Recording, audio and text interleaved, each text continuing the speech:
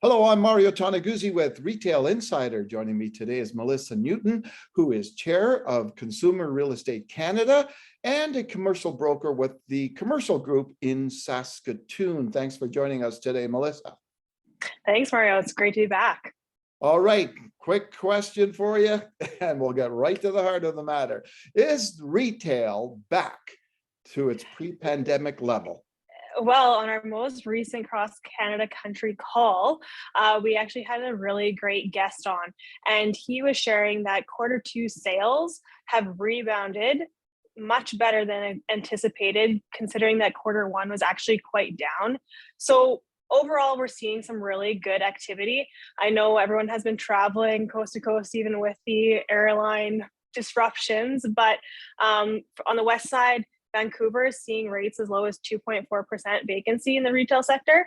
And on the east, particularly in Toronto, busy. I know maybe it's because everyone's stuck there and they can't get their bags and they have to buy more clothes. But that being said, it's doing great for the retail sector and they're seeing a lot of bounce back there. Another thing that he actually did mention was that e-commerce sales are down slightly from last year, which was expected because we are now out about our homes a lot more. People are hitting the brick and mortar stores. So those have decreased slightly, but that also means that you're seeing a lot more foot traffic in the physical stores. So I would say overall, it's looking quite positive. So when you folks do a regular call with people across the country and as part of your group, what's the sense of mood of you guys, especially in the commercial real estate industry when it comes to retail? Right now it's positive. Everyone seems to be quite busy. Something that did come up in conversation today was that lenders and chartered banks are starting to be a little bit more hesitant on lending. So that could be something to watch for Q3 and Q4 of this year. Of course, we've got holiday season coming up, which I know doesn't seem like it right now, but for retailers who are preparing to get their inventory in, all of those things had to be done in advance. So you know what, it's a bit of a question mark, as everything has been for the last couple of years. But overall, as a commercial broker, we're seeing a lot of strong activity and honestly, a ton of demand in the quick service retail, our food. It's just busy, busy, busy. And I guess we all love to eat and that's not going anywhere. Yeah, exactly. Let's talk about some of the other maybe current trends that you're seeing and maybe you've been hearing about across the country. What are some of them that you guys have noticed? Yeah, I think, well, just coming back to one of our guest speakers, we had Brian Dick of Good Life Fitness on, and he was saying how the fitness industry, of course, as we know, COVID took a toll on a couple of us. So he was saying how people are looking for really personalized programs. However, they don't want to be paying those big dollars. So big corporations are looking at how can we personalize everyone's experience. So that's not just in the fitness sector, that's in the retail sector. So it's when you enter a store for your shopping experience, what can they get you? How can they find the fit for you? How can we keep you in the store? So we're seeing a lot of personalization, even on a bigger level. Sometimes you'd only get that in the mom and pop shops where you're seeing the same person every day, but a lot of companies are looking to include new technology with that. And that's something that we're seeing. So that's something that's really active and unique. And I think we're going to continue to see probably things that we can't even imagine right now later on in the future. Yeah, and you talked a little bit about leasing activity. I'm kind of curious, what are people interested in? What are stores and retailers interested in these days? You know what? It's a hard question to answer because it really depends on the business. Some businesses are such service-based retail businesses that they just want to find the perfect site. And perhaps I would say something that's coming up a little more frequently is that companies don't want to be spending a bunch on their tenant improvements as the cost of construction has risen quite significantly. So if they can take a second generation space and use some of the benefits or past tenant improvements, that is something that we're seeing. So they might take a B location knowing that they're going to save X amount of dollars per square foot on that build out and be up and running in no time, as the products are delayed, however, getting better, and saving some time that way. So that's something that we're definitely seeing. Now, I know that you've had an expert in the area of insolvencies on your conference call. What did you learn from that conversation? You know what? I think just to bring it back to my comment was be careful for Q3 and Q4. There is some big companies that are not over ordering inventory. So it's managing those levels, because as much as sales have increased, gross margins are not necessarily the same reflection, mostly due to inflation. Inflation is, of course, a huge topic in absolutely every sector right now. So I think in that sense, what we're really like, it's going to be kind of touch and go.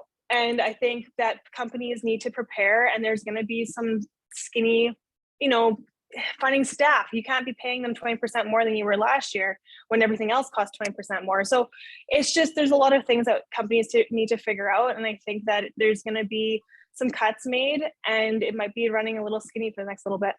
You know, and that's a little bit of a predicament, isn't it, for these retailers? It Because is. they're in everywhere I hear, you know, there's a labor shortage, tough to find people. Yet, you know, one way to get people obviously is to increase salaries and wages. Yeah. But man, you know, that again adds to your cost. So it's a pretty tough spot to be in for retailers right now. It is. It is. So it's hard to manage. And I think that when they can get by with as little as possible, they will. But obviously, come like the busy season, you need to have those people on staff because the demand is there. Yeah. Has there been talk among your group about the fact that, you know, all these programs that were in place by the federal government to prop up and support many small businesses across Canada during the pandemic? Well, that's all gone now. Is any concern of what happens now? And of course, a lot of these smaller businesses also piled on a bunch of debt in the past 2 years as well, right? Yeah, you know, when the government put those programs in place, I do think that they did help a lot of what they were designed to do. So I think that, you know, we always get the backlash of government is, you know, there's always those people. But that being said, I do think it helped us and a lot of groups get through that really, really tough time. Now, piling on the debt, I don't know if they went to the bank. I don't know if they went to their landlord.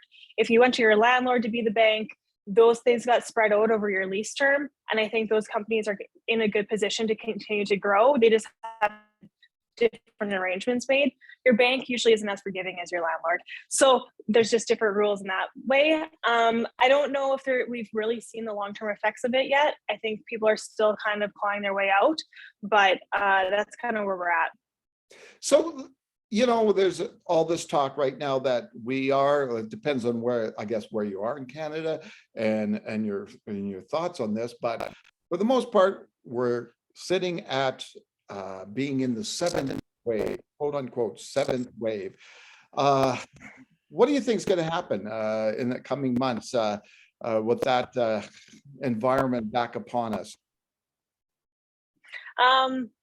You know what? I think people are tired of it, and I think they're pretending that it doesn't exist, to be quite honest.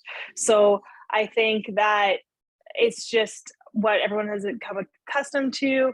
And yeah, the media is going to continue to put those things out there, and that they need to. It's public health. I get it.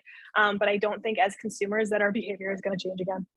Yeah. And I think we're done, right, with a lot of these health restrictions and lockdowns. I don't think the retail industry can afford another one of those. No, we definitely can't. And I would agree that we are done. Yeah. Okay, super. Let's go back and talk a little bit about the group, Consumer Real Estate Canada. Tell me a little bit about the history. Yeah, I'm kind of just to bring it current. Yeah, for sure. I'll bring it current just in case we have some new listeners. So it's a nonprofit group. It was organized at the beginning of the pandemic, 2020, by Mike Kehoe of Fairfield Commercial in Calgary. He got a broker from every province across the country, and we started doing weekly calls to keep everyone up to date. Now those calls have changed into monthly calls, quick 35 minutes, get all your information. We usually have a guest speaker, and then we also have some supplementary programming as well. We have a segment called Talk Shop, where we usually have a guest for about 35 minutes. It is informal, more of a Q&A on a Zoom format. And then we also have Retailer Podium, which we have a guest who is also interviewed by one of our advisory panelists. and it's about a 15-minute segment. They share their insights to what's going on in their company specifically, and sometimes there's a period for some Q&A, and it's really great. We've been getting a lot of positive feedback on that. You can find all this information on our YouTube page and are on our website, www.crec.live. Our website's going under some changes, so we hope to have that up and running in September. And all of our monthly calls are actually on a podcast now. So you can find those on Apple, Amazon, Google Podcasts, Podbean. I think we got a couple other, iHeartRadio. So they are accessible, and feel free to give it a listen if you're on your commute. So it's the group. Maybe you can talk about who's involved. It's beyond just the people in the leasing part of the commercial real estate industry. Oh yes. So our guests can be, as you said, insolvency consultants. We have sponsorship opportunities for construction companies who want to get their hand into the leasehold improvements sector. We've got managers of major shopping centers. We've got the small brokers in the cities. We've got literally coast to coast. We've got almost anyone that touches real estate, which if anyone's in the industry, you know how wide that is. So lenders, financiers, construction, leasing, all of those areas, we all come together and share what's going on in our different sectors. And as much as we are miles apart, everything trickles and we all are the same in a lot of ways. You got a common purpose, right? And the common interests. And I guess that's important, especially in this day and age, to have those connections and those insights from what's happening elsewhere to learn about how it could impact your absolutely own market. It's our networking, and it's just getting together with each other. And if you come across a question, you have this network of individuals you can reach out to, and hey, how did you structure this deal, or how can we get them into this marketplace? So it's just building that up, and I do believe that this group is going to just reach across the country, and it's going to have a loyal following. All right, super. Thanks, Melissa, for joining us again. Thanks, Mario. All right, super. That was Melissa Newton, who is chair of Consumer Real Estate Canada and also a commercial broker with the Commercial Group in Saskatoon.